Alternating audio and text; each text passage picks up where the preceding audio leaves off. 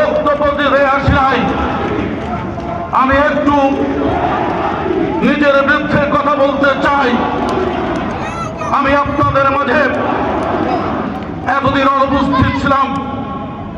প্রথমত আমি অসুস্থ ছিলাম, দ্বিতীয়ত আমি যখন নমিনেশনে পেয়েছিলাম তখন আমার বিরুদ্ধে আমার কিছু নেতা কিছু কথা বলেছেন, এটির জবাব আমাকে দিতে হবে। আমি আগে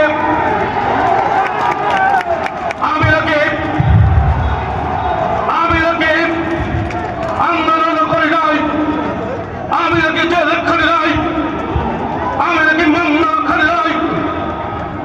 মিথ্যা মিথ্যা মিথ্যা। আমি ঢাকা কারাবাসে 2.5 মাস বন্দী ছিলাম, হত্যা মামলার আসামি ছিলাম, আমি নাশকতা মামলার আসামি ছিলাম। প্রিয় বন্ধুরা, মনে দুঃখ ছিল। আমি যখন প্রার্থী হয়েছিলাম আমি কারোর বিরুদ্ধে একটি কথা উচ্চারণ করি নাই।